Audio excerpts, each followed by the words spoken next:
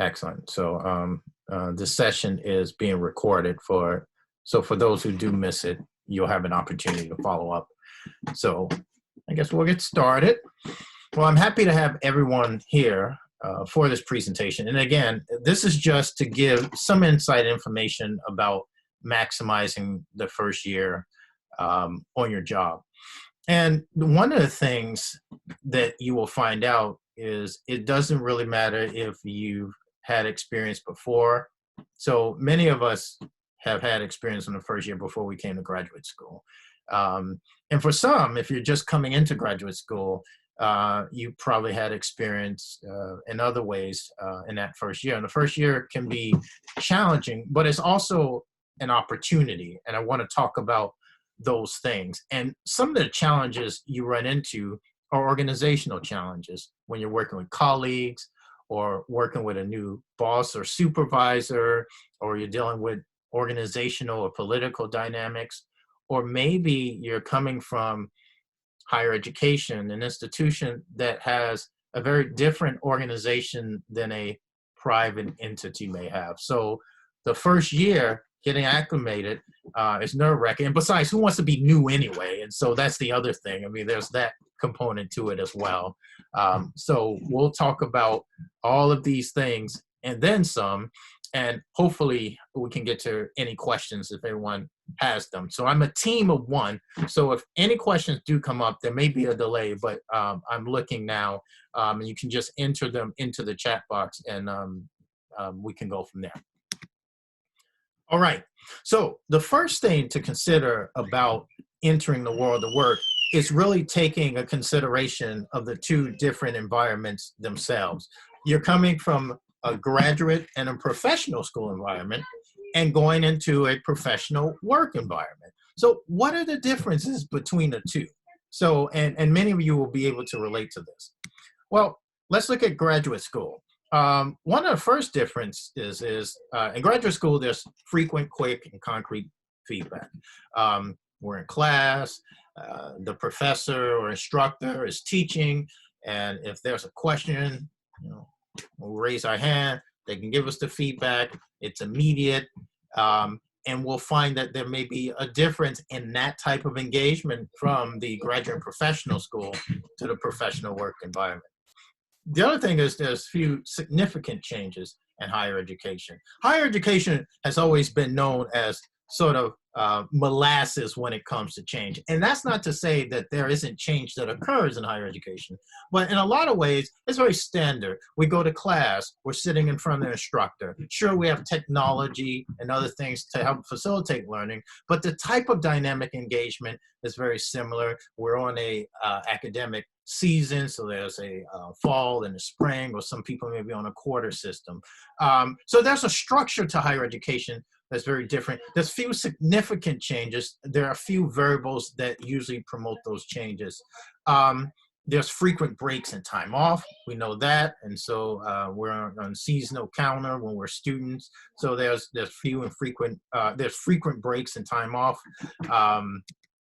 Intellectual challenge. That's not to say there won't be an intellectual challenge when you get into a new environment. Certainly there are. The challenges are different, but that's what higher education is, and that's what being in an academic environment is the intellectual challenges that comes with it. Focus on growth and development, individual effort. That's right. You're rewarded for your answer, right? Can you tell me what is the capital of X? Could you go over the cost-benefit analysis for this organization respectful of this issue? All right, you're rewarded for that answer. You're given a grade, an A, or you're given a well done. All right, and again, not to say that this doesn't exist in an organization, but individual effort tends to be diffused for the good of the organization or the good of the team, and we'll come to that in a few minutes. Independence of ideas and thinking, well, we're definitely accustomed to that in higher education. When transitioning into a different environment, that can be a little bit of a daunting experience, especially when we expect institutions to behave thoughtfully and rationally around certain issues, and that's not always the case.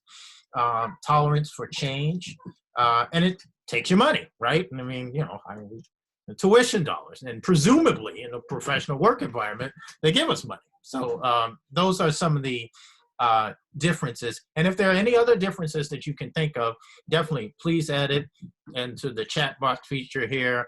And then I can say, I can mention that to the team. Anything that you have observed in these organizations that you experienced, you say, yeah, this is another distinction as well. In looking at your professional work environment, infrequent and less precise feedback. I think this is one of the biggest challenges is when you're in an organization and you take a new role or you take another role, the expectation can sometimes be, okay, I will have someone there to help acclimate me to what I need to do. And that's not always the case. Or when you are working in a role in that first year, you may not receive the feedback in a timely manner. You may not receive any feedback at all. But it tends to be less, it tends to be unstructured, and that could be unnerving to a lot of us. Frequent and unexpected changes. Organizations change quite often, not just due to events such as the pandemic we're experiencing, but to a number of things. It's usually social and economic. Economics define a lot of what we see. Consumers define a lot of what we experience in work environments, and so change is expected. And with change and ambiguity is always uncertainty, and that can make us a little uncomfortable. Limited time off, yes, I can attest to that. Although I've been working in higher education in my entire experience, so for me, I have great time off, but in some organizations, time off is limited to 2 weeks, even a week. And so you'll find that that is a difference when you're transitioning environments. Organization and people challenges. A-level work required, absolutely. You have to bring your A game. That wasn't different for higher education, but organizations have a very different reward and challenge structure. So there's an expectation there. Focus on getting results for the organization. That's right. The organization, the team. You'll hear a lot of that theme as we go through the presentation. The team effort, you bet. Few right answers. And I think that's the other part that's unnerving. You know, when you're at the Hella School in a different environment, we have a sense of justice or right and wrong or a tolerance for different things. And you will find that in an organizational environment, you are dealing with people from a very different perspective, a variety of backgrounds. And you'll find that whatever seems like an answer appropriate for the situation, there may or may not be agreement. So there's few right answers. And not just on issues we think there should be a right answer on. Organizations are layered in complexity. So finding the right answer or just coming to a right answer can be a challenge in and of itself. So that's another organizational challenge. You do it the company's way. Okay, that's another. We're used to be independent, so that could be something that's challenging. Lots of initiative required. Right. There's no structure around organizations the first year on the job, and there's no exercises that get you acclimated like this exercise. So that's another thing that's different, and gives you money. that's a good thing. I mean, one takes you money. You get a value proposition from the other one, but this one, it gives you money. So that's a little bit of the differences between the environments. The reason why it's challenging to transition environments, even if you've been in a graduate professional program, is because these are very strong, dynamic cultural environments. They expect a lot from the participant. One expects for you to behave in a certain manner. The other expects for you to behave in a certain manner. And when you're coming out of one from the other, trying to comport those characteristics can be challenging. And it's something that you have to be accustomed to as you transition environments. It's not to say you give up who you are in one environment versus the other, but you understand the importance of compromise, the importance to value other people's proposition of how they think about things versus how you think about things, and so forth and so on. All right. First year on their job, exceptionally important. The power of being new. And there is power in being new, right? allows for small windows to get things done that you normally may not be able to get done, or not be able to get granted.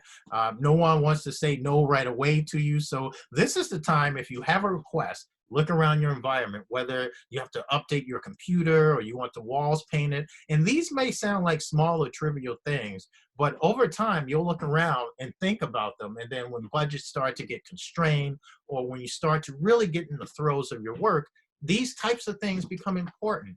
Um, Resources are generally constrained in organizations, not all the time, but sometimes, or you have to prioritize resources. But when you're coming in new, thinking about what could be something you can put on your plate, or get out the way before your time runs into a year or two can be very important.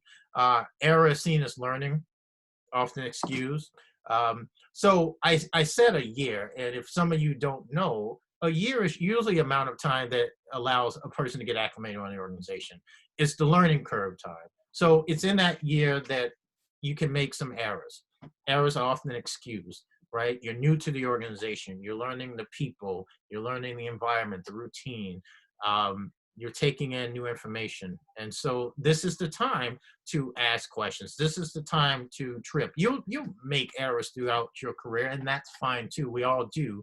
But this is the time where you can experiment a little bit more. It's also set the tone for relationships, and we'll talk about the importance of that. Getting to know people in the organization is critically important. Experimentation is good at this point. And I mentioned that because you're coming in as a new professional. You have these ideas coming in from graduate professional school, or even from another line of work. This is the time to use it. It's not only good that you, as a new employee, or as an employee being new, but it's also good being new for the person that may be supervising, or for your team, because you'll be surprised how many times we know things should be done in organizations. But until someone comes in new and they feel new and fresh, it adds a little bit of excitement, and it incentivizes people to actually move out on things. So there's some energy and power in being new. So that's something to remember and take advantage of. Meet with everyone you can. And many of you who know me knows that I've been talking about networking all during my time at Heller. Previous to this, I've always talked about the importance of building relationships. It does not diminish when you're at an organization. Relationships and organization is how you get things done. It's how you understand the political dynamics of the organization, where the resources are. You understand who are the people you really should be talking to. You can see that there's an organizational structure in some companies, but you also find out that there are other people and resources that are very much more valuable than what may be written on paper. So that's the other part of it. And understand how your work and role interacts with others. That's going to be critically important. You'll do that in your first year. Demonstrate that you are someone to learn more about. Okay, being interesting, and that should have came across in your interview. But remember, being in your first year, being in an organization is one part of success, but it should also continue. So don't let the interesting quotient go down. It should go up. And be yourself, but also being interesting doesn't mean that you can juggle, like literally or figuratively, maybe figuratively, but being interesting just simply means that you're engaged, that you're asking questions, that you have a positive attitude while you're at the organization, that you're interested in what others do. Right? Get as broad of a picture as possible of the organization and its challenges. This will be important not only for you to avoid political pitfalls, to understand your role at the organization, but also for understanding that if the organization is somewhere that you ultimately want to be. So that's another part of it. Get some wins. That goes without saying. When you're in that organization, get some wins. I don't care if it's you reorganize an office, or you organize the file system that people have been talking about for years. Get a couple of wins under your belt, a couple of small initiatives that you can say, hey, this is what I did. It shows that I'm reliable. It shows I'm diligent, then ready to move on to the next step. Oftentimes you'll find small wins can be indicative of how you'll perform in more complex situations and environment. So just keep that in mind. And stay neutral on politically charged issues. And I can't say this enough, because especially in the current environment we find ourselves in, don't be too quick to react. Don't be too quick to have an opinion. Don't be too quick to act. Think about it a little bit more.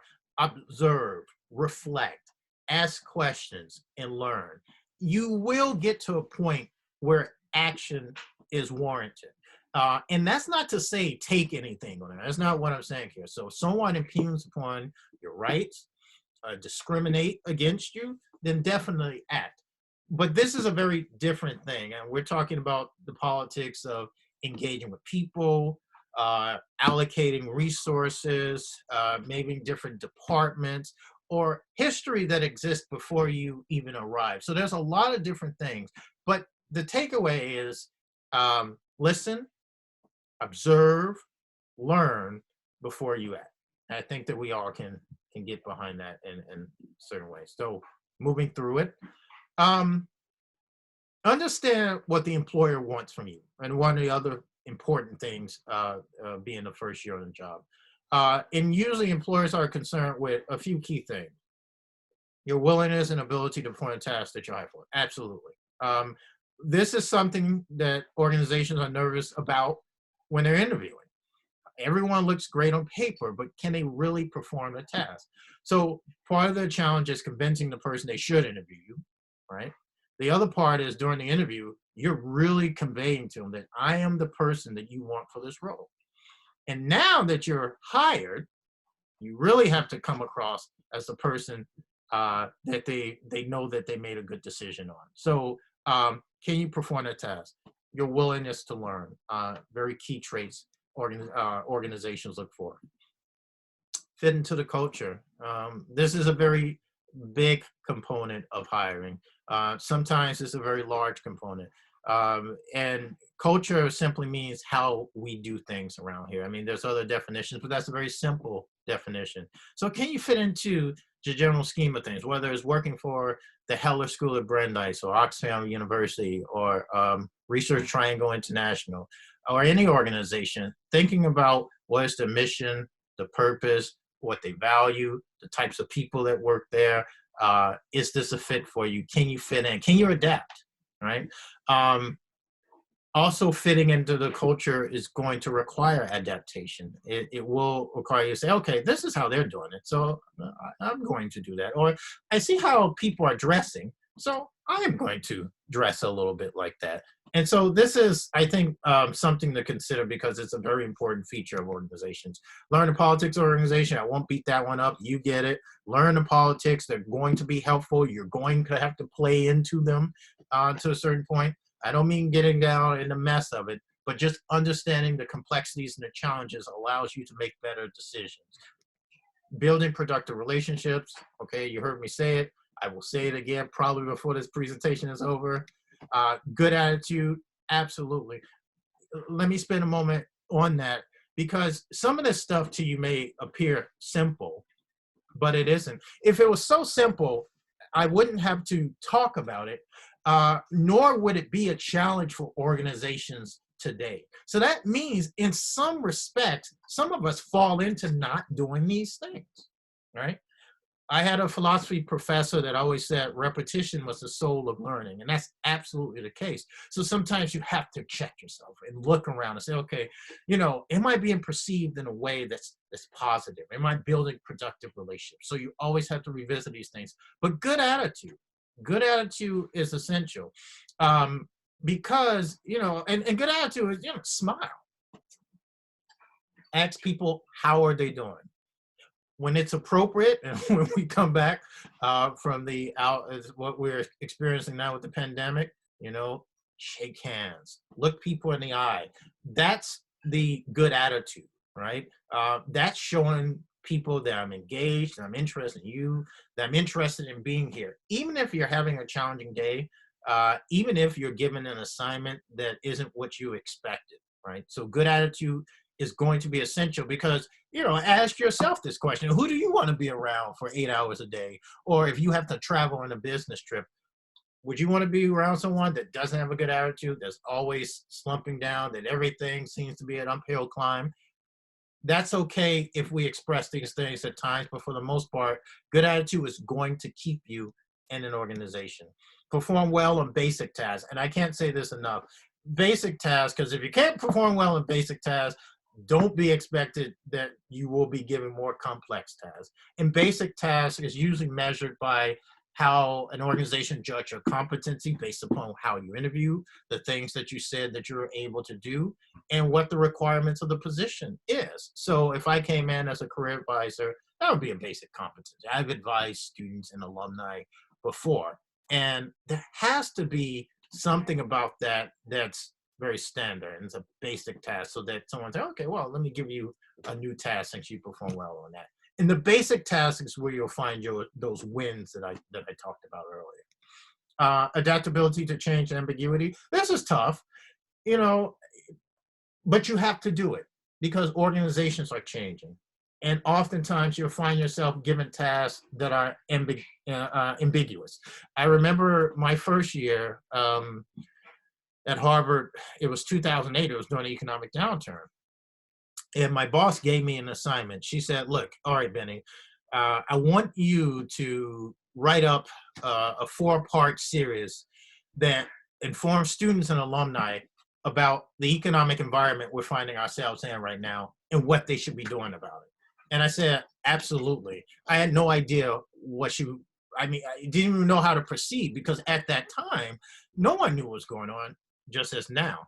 And so my job was to make a couple of predictions, think about what we could accommodate based upon what we knew about career development, and come up with or a series of workshops, a resource for students and alumni. And we did, and it worked out well. But that was the ambiguity, that was the change that was coming, and I had to adapt to that. And I find sometimes saying, absolutely, that will convey a little bit of confidence. You can always follow up with people in the organization. That's where the importance of those relationships, and say, hey, I was given this task to do. Any insight into why they want this and so forth? And then, and that's another thing. That's the agency for you to follow up and complete the task. So we can talk more about work ethic. That might play into what I'm talking about. And work ethic just simply means your ability, your enthusiasm, your energy to get things done. Organizations like people to get things done. Organizations, especially today, like people to figure things out before you ask or before you present something to them. They want to see some of the easy components of a challenge or a task completed. A long-term perspective, whether or not you are committed to the organization, that's fine. You may be thinking about more professional schooling or just transitioning to another role or so forth. But given the impression that this is the organization that you're excited about, this is the industry you're excited about, is something that's very much valued by employers. And if I'm going through these slides, this is just because I'm going through the presentation. We'll have time to take questions towards the end. So just sit on your questions for a little bit, and then we'll answer any questions that we can. All right. The first year on the job, some considerations for yourself. Income. So hopefully you had a great salary negotiation and you started off very well. But as you think about continuing the organization, income comes to mind oftentimes, and usually, depending upon how the organization is structured, they may have cost of living adjustments every year at the end of the fiscal year. I know Brandeis has that. So that's one component to consider. Other incentives come in the form of raises, and usually raises are based upon performance. And so when you think about income, think about some of the things that you've done to really contribute to the organization. And that's why documenting your successes is key. Document assignments that you completed is key, because when it comes to income, I see this all the time, and you don't want to be one of those persons to just ask for an increase just to be asking. All right. Document how you contribute to the development of the organization. Um, Not only because it's important for you to know, but it's important sometimes for your supervisor to know, because they may have an idea of how you contributed in one way, but they may have forgotten a component. And they go, well, you know what, absolutely right. That's right. That's something that's really helpful to the organization. So that all factors in when you're thinking about income. And it could be, you know, in that first year, it could be in that second year. But what I'm mentioning income now is not necessarily so you can negotiate in the first year, but starting to think about it in the first year helps to make it easy in later basis as you get into the second year and you want a salary increase and you become comfortable with really sort of making the case for the why. So that's why I'm putting income there. Experience, get some experiences while you're at the organization. Depending upon the resources of the organization, there'll probably be opportunities for professional development, whether that's attending conferences, whether there are in-house trainings. Take advantage of these types of things. One of the greatest perks of being in higher education is the value proposition of being able to attend classes, attend conferences, really develop myself professionally, because in that I'm able to continue to perform my work and my role well. But in that first year, really understand what are those opportunities. Is there money available for those things? If it's not professional conferences, what are some other ways in which organizations have allowed their employees to develop themselves professionally? What exists? Find those things and take advantage of those, because not only will they enrich you as you go through the organization, but as you transition to other opportunities, they'll be there as well. New skills, I think that goes without saying, and that ties into the experience piece. I think the other thing I'll say about the experience piece too is you'll get to a point in an organization where you just want a new experience. And this is related to work. So as you're talking to others in the organization, as you get more comfortable in your role, you look around and say, you know, I think that would be interesting to learn more about, or I would like to have an opportunity to do X and Y. And if you perform well at your basic skills, if you're developing rapport with many colleagues around the organization, people will welcome you stepping into a new opportunity. Your boss will be comfortable with saying, absolutely, take that on. But if they don't feel that you've accomplished a basic task, that you seem that you don't have a good attitude about the task that you're taking on currently, then there may not be an opportunity for you to develop a new experience, because they may be worried about your ability to complete the current experience. So keep that in mind. Contacts and mentors, absolutely. So if possible, look around the organization. Go out, take people out for coffee when it's time. I know we're talking about a new economic environment, and new for the time being. These things all end at a certain point. When, I don't know. But even if it's Zoom coffee is a thing now. Having Zoom drinks doesn't sound as exciting as if we're in person doing a real thing, but it is something. But the point is, during this time, make sure that you look for mentors, allies, people that you can develop a close connection with.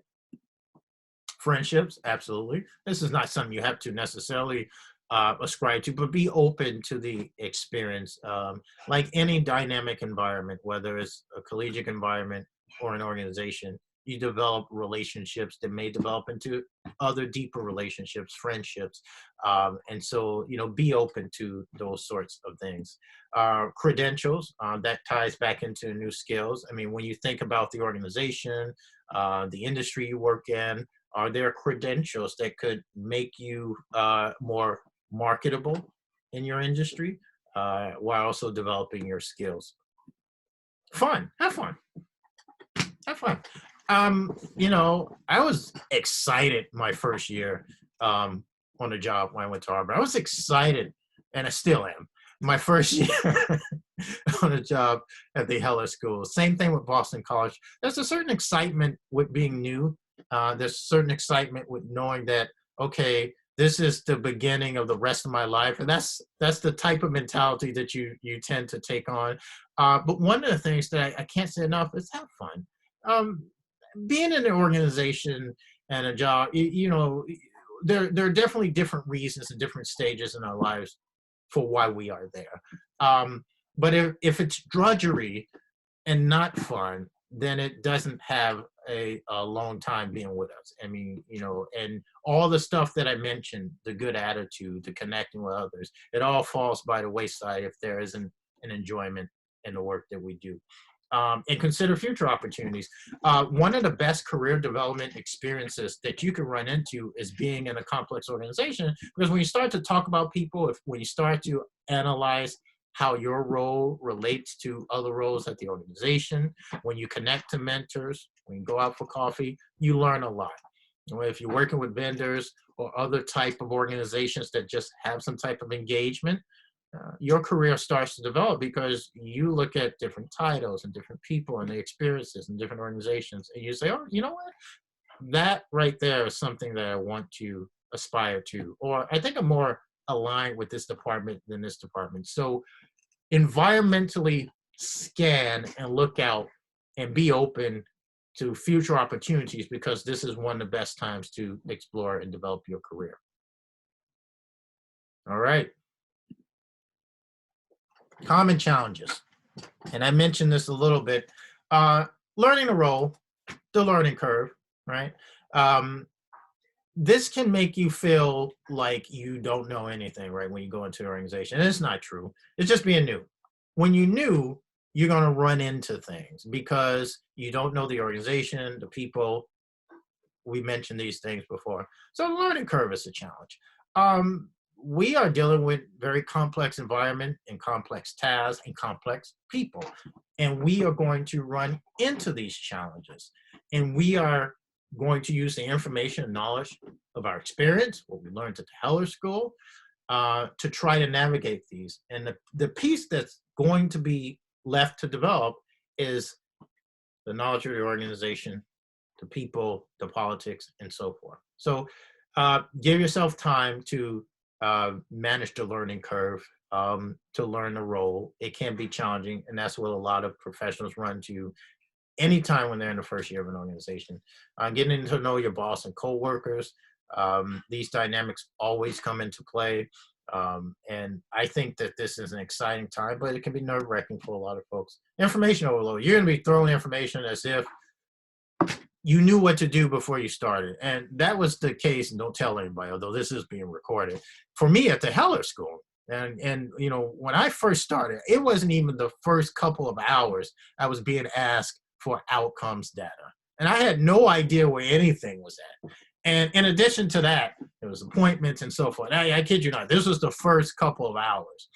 And it's just information overload in any organization.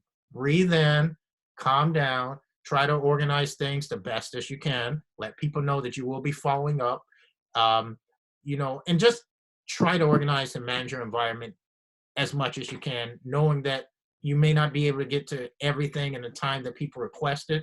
But if you do things in a respectful manner, if you keep everyone in the loop, if you inform them and even remind them, you're just getting started, but I look forward to following up with this. If you can give me X, Y, Z, you'll be able to manage the information overload.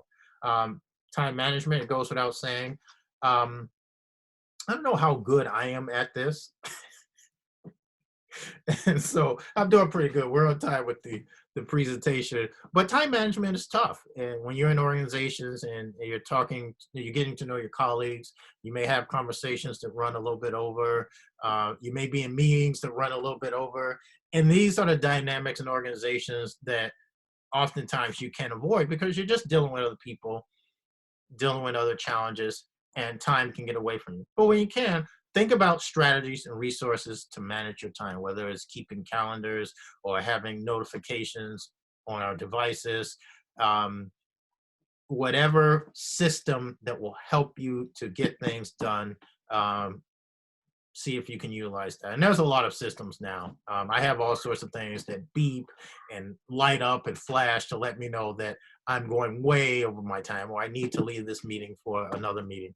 I think even on Zoom, although I don't have this feature enabled, and I saw this on another Zoom meeting that I was on, it'll actually count down how many minutes that you have and then the seconds, and then after that it just stops the meeting. So there's, there's a number of things that keeps you efficient when you're in the workplace. Yourself. You can be your own worst enemy sometimes.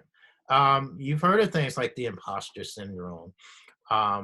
When you do a task or you're engaged in an opportunity and it doesn't go well, you always think, okay, I'm not good at this. You know, what did I do wrong? Oh my, oh my, oh my. Don't get into that. When you learn, you trip. Simple as that. Keep that in mind. This is, you know, I never forget when I was getting certified for an assessment called the Strong Interest Assessment, and it was a career assessment. But you know, in order to administer it, you had to have either taken a psychometric course as part of your graduate program or go through this long certification process, which I had to go through. And part of it was taking statistics as a module. And I tripped over that so much. And I never forget, I'm one of those people that did pretty well in school, and I got all A's, and I'm tripping over this, and I'm getting like C minuses and so forth.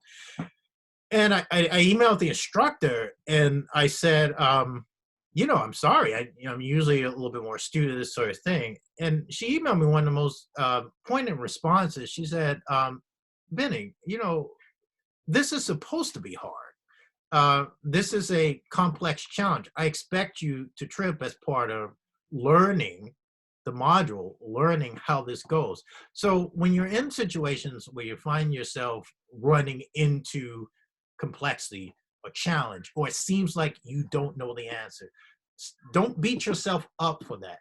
Step back a little bit, assess the situation, find out who may know the answer. The success on any job is not necessarily knowing the answer, but also finding people that can point you in the right direction or identifying where the answer may be, right? So it's about strategy and planning and thinking. So you can do that. So don't beat yourself up. So I have to say that because sometimes it's tough. You can get into a new situation, and then if it goes down, you look at yourself and you just continue to beat yourself up. We're learning in new organizations in that first year, so keep that in mind. Oh, what did I do? Oh, let me go back for it. Okay. Managing interpersonal dynamics. Tough. They happen. And I think this gets into the politics of many organizations. Bring solutions, not problems, especially with your boss, right? And that's not to say don't bring problems to your boss. Absolutely. And that's going to get down to a bullet. I'll just jump down to the second to last bullet. Bosses don't like surprises. So if there's a challenge, bring it to your boss. That's not what I'm saying. But let's say, for instance, you run into a challenge. What are some ideas that you've come up with, right? Make it easy for your boss to move the needle forward. Because if you say, look, here's what's going on. Here's what I'm thinking. What are you thinking? And the person might say, oh, those are actually good ideas. This may be a good way to, let's do this method first, right? So think about some of the solutions you can bring to the challenge. That's not saying make a decision. Again, bosses don't like surprises. If you're in an environment where if the latitude hasn't been defined yet, make sure you always bring these types of challenges to your immediate supervisor so you all can work it out together. Control your emotions. Organizations are emotional environments, right? We may see things that challenge us. We may run into people that challenge us. We all have different ways we react in these situations. Try to breathe a little bit.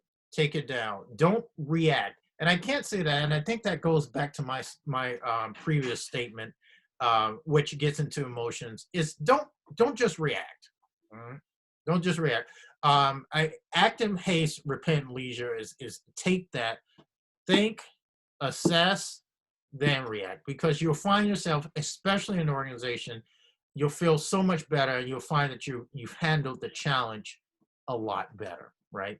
And particularly when you're working with your immediate supervisor or your boss, I think that this can be incredibly helpful.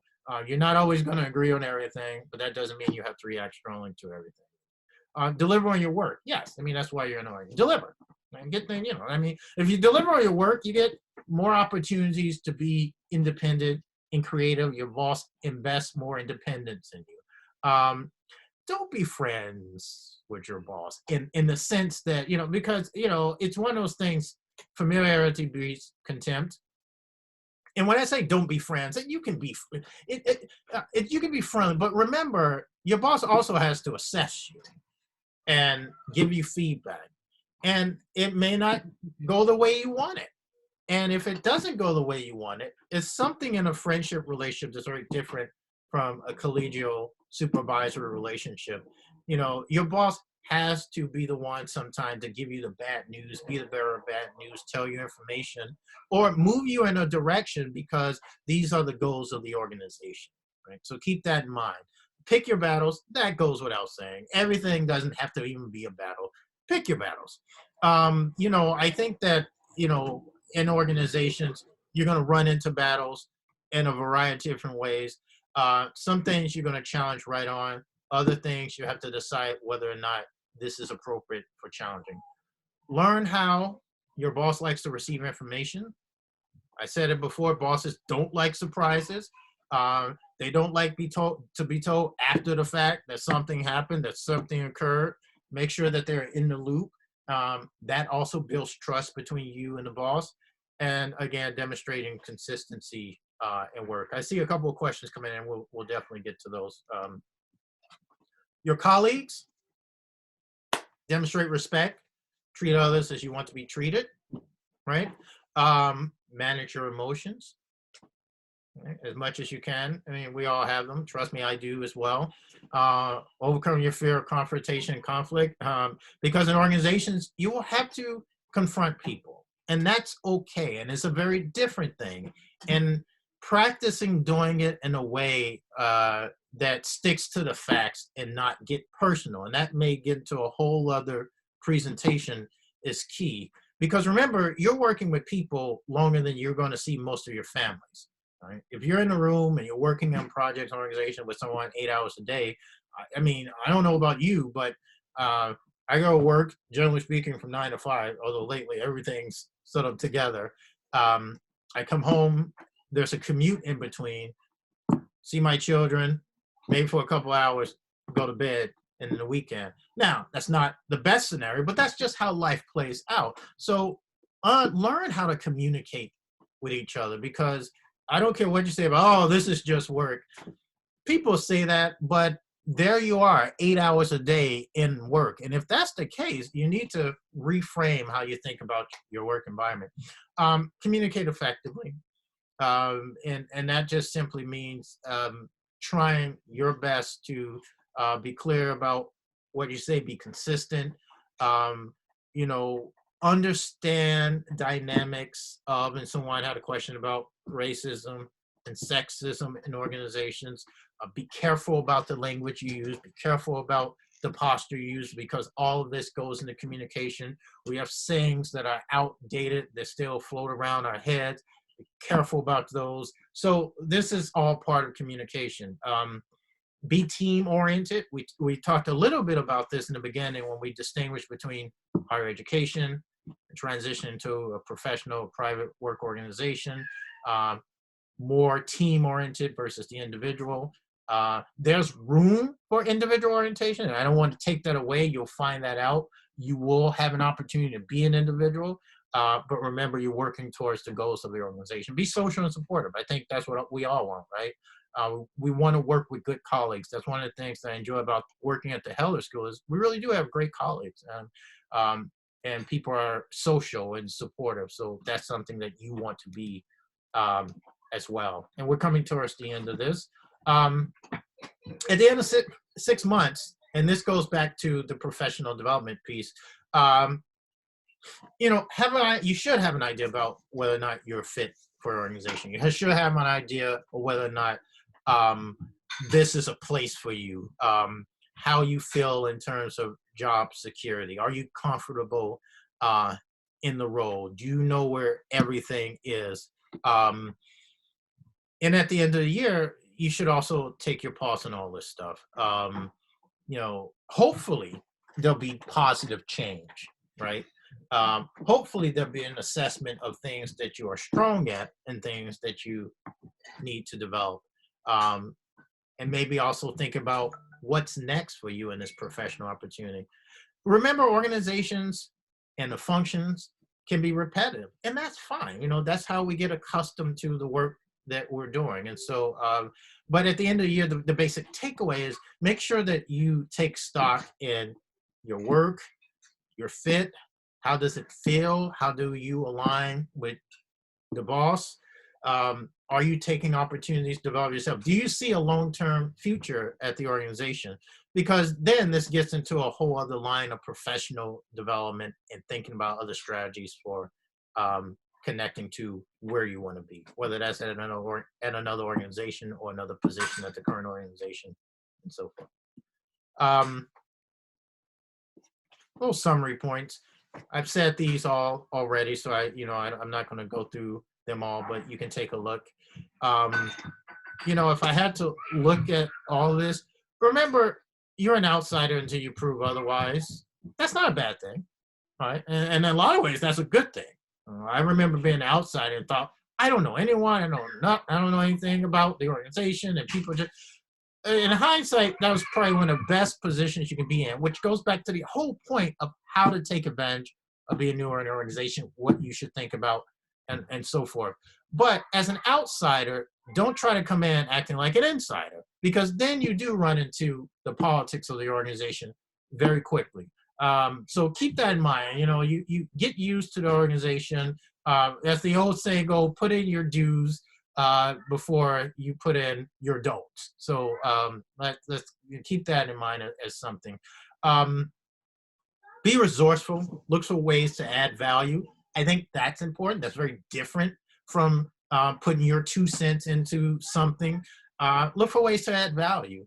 Uh, think about your role and the function that you're performing, but also think about things that need to be at the organization. I remember when Brian Kenny started as the assistant director at the Heller School, and you know he was performing the functions of his role, but he also made suggestions about things that we could do better, or he became a resource in an area that we needed him to be a resource on. So that was very helpful.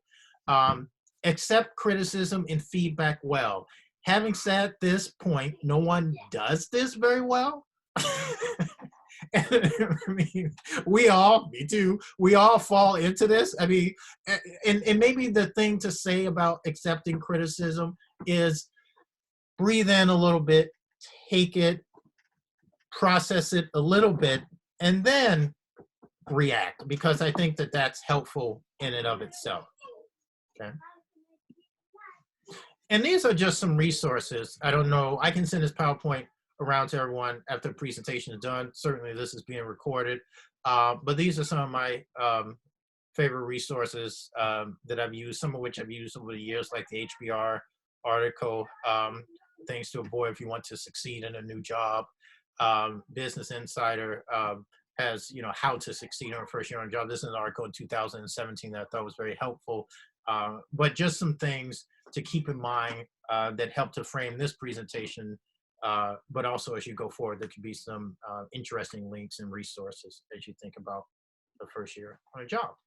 So yeah, so I'll take questions. And one question came across from Una. Sorry, I didn't mean to call it out. Can you speak about strategies to manage up when dealing with racism and sexism, right? And so there are a couple of ways that that question could be answered, and correct me if I'm wrong on this, Una, but I'll take it from the standpoint, let's say you experience or you believe you experience racism or sexism. Maybe it's from a colleague. Maybe you feel like there are components in the environment that exist.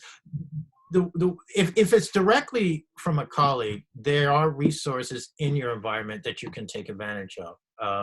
HR is a resource that you should that you should be accustomed to. You should know the resources to redress and report, so that that body can then follow up and investigate and to see what's going on. One of the first strategies, if it's not too uncomfortable, one of the first strategies that many people recommend, if there's someone that has said something, is to simply let them know that that was inappropriate, or the comment that they made made you feel uncomfortable, and doing it in a way that communicates that it wasn't well received by you, so that they have that information. If you don't feel comfortable, then HR, systems to redress, to follow up, to investigate. So that's one way of doing it.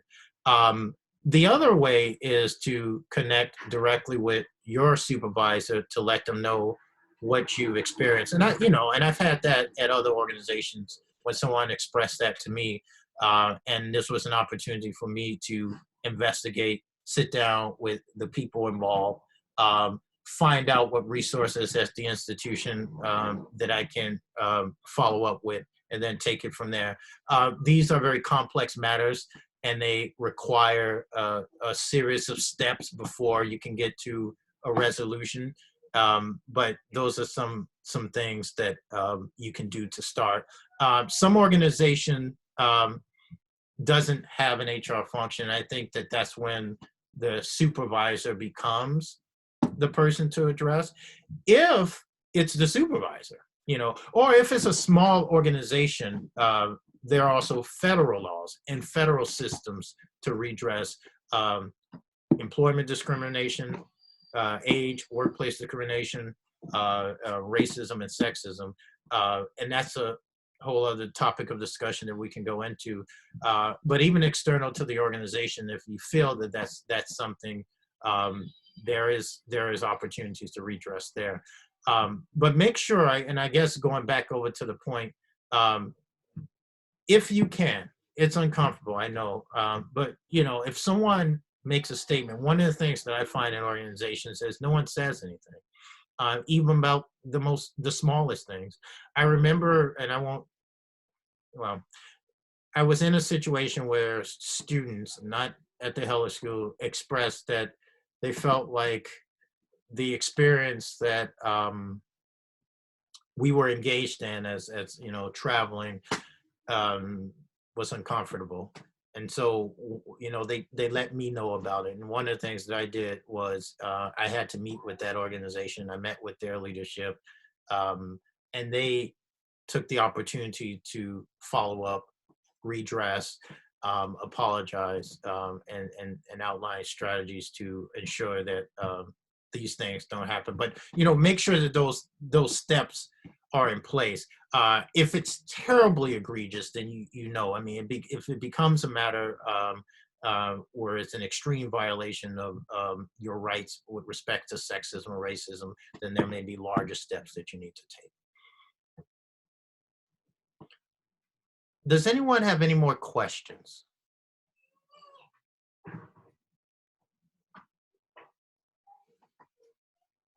No questions? If you do have questions, definitely type them in the Zoom chat box. And let me do this. I'll stop sharing so you can see my face now. I hope that's better. Good. If you do have any questions, definitely add them to the chat box. Or feel free to follow up with me. Everyone knows my email, but it's bbelvin@brandeis.edu. And I'm happy to answer your questions, so we can set up an appointment and talk a little bit more about this. But yes, I will make this recording available to everyone. And it will be available on Handshake, so that if you want to follow up and review any information, you can do that as well. I thank everyone for attending. Again, if any questions comes up, feel free to follow up with us. And I look forward to seeing you all at some point. Definitely at the Heller School, but if not, definitely back on Zoom again. Thank you.